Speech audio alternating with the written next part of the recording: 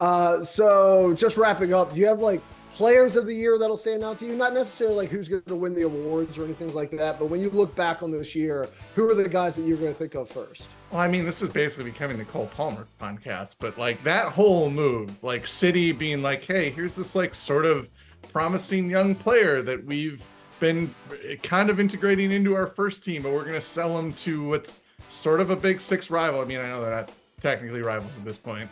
And then Palmer just like blowing up. I mean, I don't know if I'll really be able to remember much outside of the season in 10 years. Other than that, this was the weird Cole Palmer year where the City sold him for a pretty bargain basement price, and he turned into Chelsea's best player and looks like the next Kevin De Bruyne.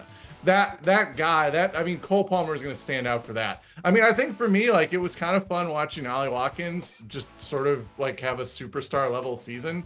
I mean, every season of Darwin Nunez's chaotic finishing is awesome. I don't think I'll be able to forget those.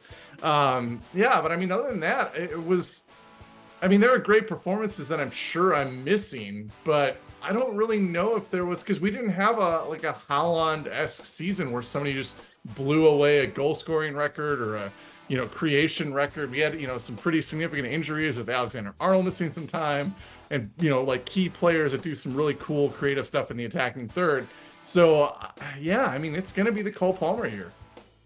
I mean, I think it'll be Palmer. It'll obviously be Palmer for me. But I think the two guys that you can't have this conversation with without mentioning are the heart of the title race. Like with the KDB injury and with Haaland missing a bunch of games in mid-season, I don't think he should have won the award. I think Rodri should have won the award. But Phil Foden, like I'm gonna remember him from this year. This was the year that like, oh, we're missing KDB. I will do an impersonation of the best midfielder in the world. Oh, we're missing the best striker in the world. I'll fill those boots as well. Like the guy who's that versatile in doing that and leading this charge into City's historic fourth consecutive title as a 23-year-old entering his prime. I think it's something that I'll definitely remember. And then Declan Rice. Like Declan Rice coming over from West Ham, stepping into Arsenal's midfield right away, and being the missing ingredient that actually allowed them to have a competitive title challenge against one of the greatest soccer teams that has ever been assembled. I think is the other thing that, strangely, even if they come up short,